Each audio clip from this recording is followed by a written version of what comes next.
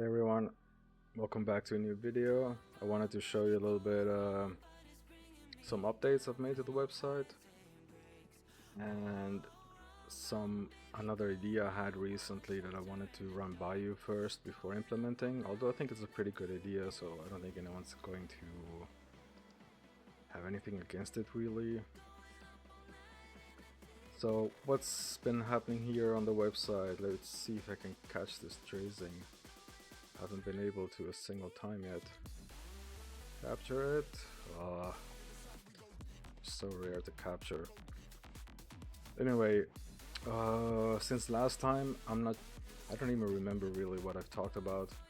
The game is now live or like online, so everyone has to play it online from now on. This is because if it's only client side, people will be able to figure out what the rarity of the wild creatures are, which kind of breaks the game because you're supposed to spend resources to be able to try and capture rare creatures, as I did here recently.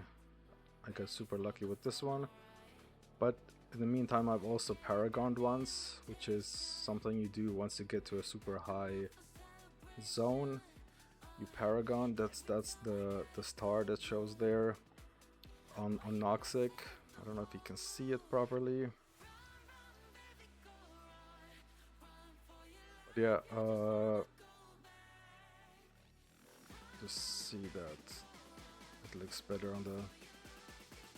Alright, so the star there should be a star here as well. Let me refresh real quick. Yeah, so this shows that we've received, let me heal this real quick, that we received a relic that's level 2 and it's giving me 0.2 mana per second right now. Let's try to capture this foul. Nope, broke free.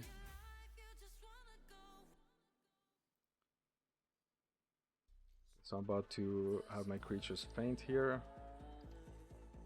Let's switch to the foul. Oh, it's an alpha. Yeah, we're not gonna make that.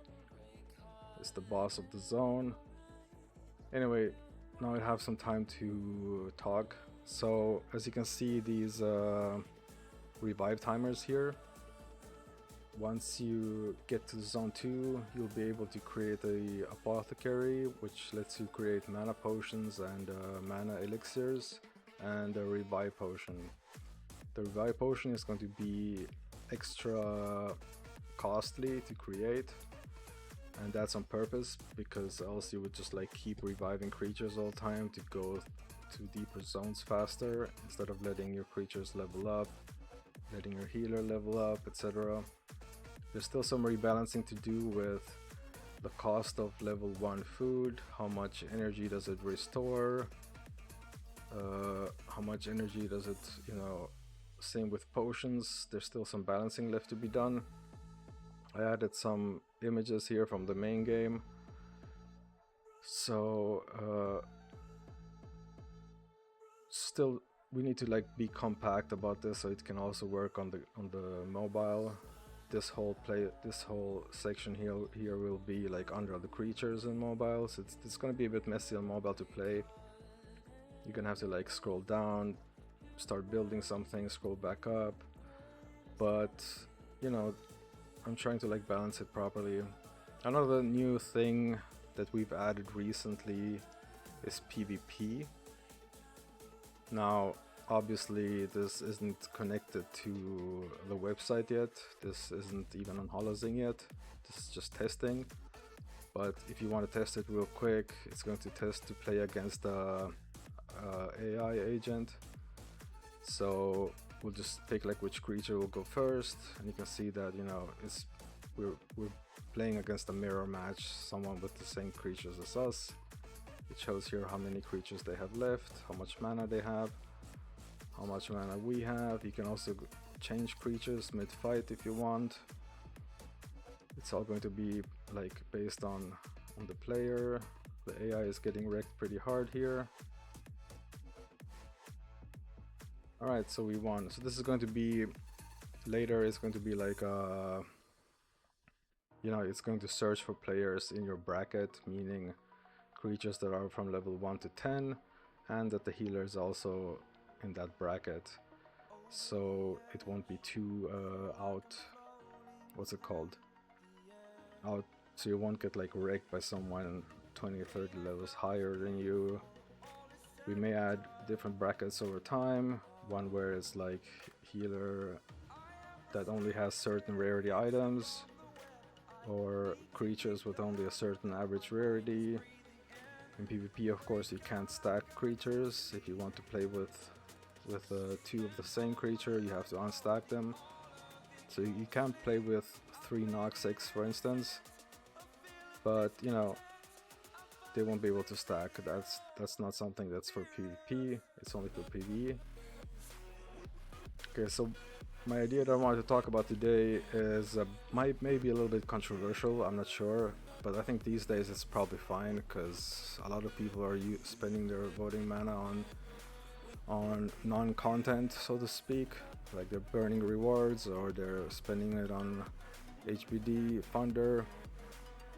So since the website, the web player, the web game you can't like do like on mobile, where the idea that is that on mobile, if you don't want to wait for revives and you don't have the materials for a revive potion, you'll be giving a chance to watch a quick ad, and that will reduce the revive timer, so you can get back into playing much faster.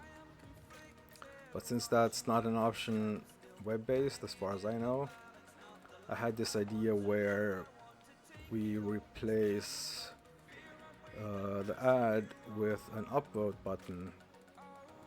So basically there would be an account called, let's say, Wild Burns, and it would place like comments that send the rewards to null, i.e. they would burn the rewards, and based on the vote strength of a user, they could remove the cooldown of a revive with their voting power, basically. So it would create like an upvote button here if you don't want to wait, or here in that case if you don't have a potion and you don't want to wait. So you could spend some of your voting mana based on your R shares I mean, it has to be like stake based here as well, obviously, else someone can come in with like 1,000 different accounts that all have like, you know, 100 high power. So we have to make it stake based, so every vote will check like how much R shares it casts, and R shares basically remove certain amount of seconds of your revive. So this account will just like place comments wildly, pretty much. So let's say if I've used, you know, the upvote button 2 times to revive a creature, it'll create a new comment in preparation in case I want to use it a 3rd time. If someone else has only used it once, they will of course land it on the same comment, so the votes will stack. And the idea is to make Burning Hive a bit more fun than just voting random comments. You will be able to get an advantage here by Burning Hive. Basically by having high power, you get a little bit of an advantage by reviving your creatures. Now obviously, you know, use it wisely. Don't, if you have, you know, people you want to support their posts or content or comments with, don't go crazy. But it's an additional use case for high power that I thought would be pretty cool. So I'll just, you know, made this video basically just to check what you guys would think about that option before I start building it, because it's probably gonna, first I'm probably gonna have to migrate the website to Holozing first, where people are already logged in with keychain. So instead of like adding keychain here to this now, that would make it a lot easier.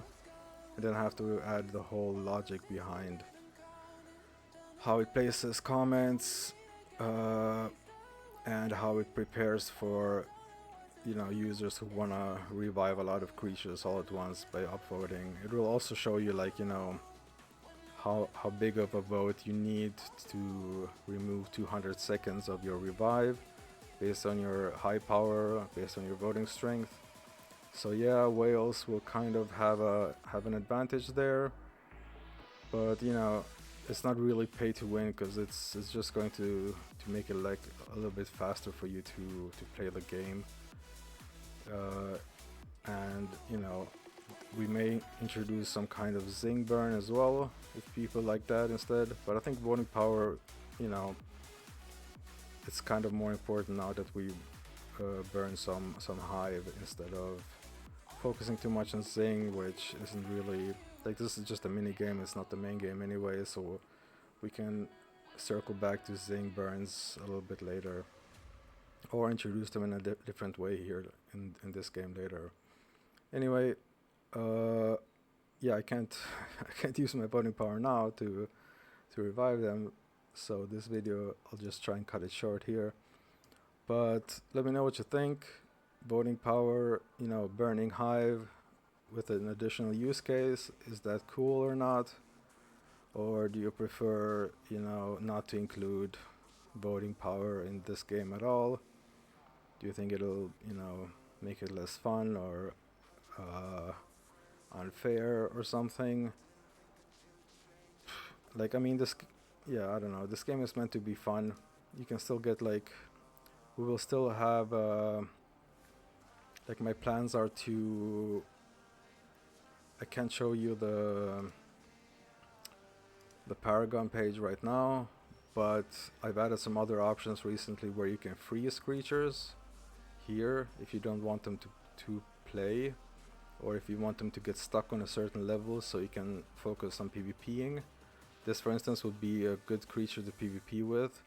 You would get it to level 10, so it would be max level for that bracket, and it has a high rarity. So this would be a cool idea to freeze this creature. And it's your only active creature. Okay, that doesn't. Okay, so you have to freeze them when they're alive, basically, when more than one creature is alive.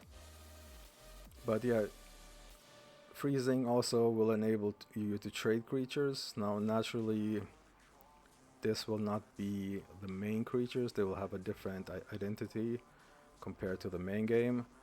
But you know, making these tradable as well, why not?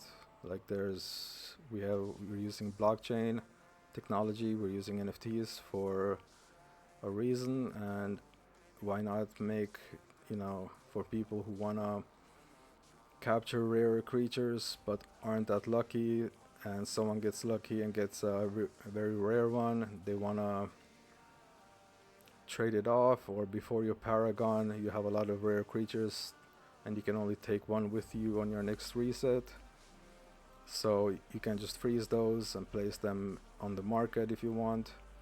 That's kind of the idea behind freezing, and we may do the same with healer items eventually as well. You can't see that now because I need to get into zone 2 before you can, but yeah.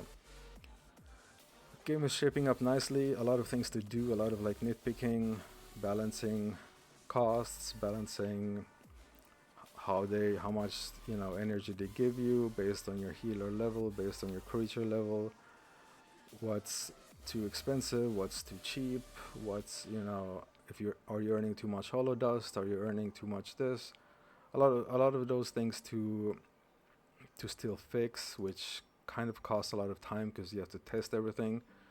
AI is great with, you know, coding and things like that, but not so great with simulation and not so great with game logic. I've also had to pay a few game designers to come look at this just to give me like a better vision, some better guidelines, and it's worked out pretty good so far. So let me know what you think. Yeah, I was some materials off from capturing that one. Let's see if we can get this solo. Now my capture rate is garbage right now, but it's probably also because I haven't created any creature healer items yet, so I don't have any luck. That'll come later. Anyway, that was pretty much it for today. Just wanted to show you some updates, some thoughts, some ideas, and let me know what you think. Thanks for watching. See you next time.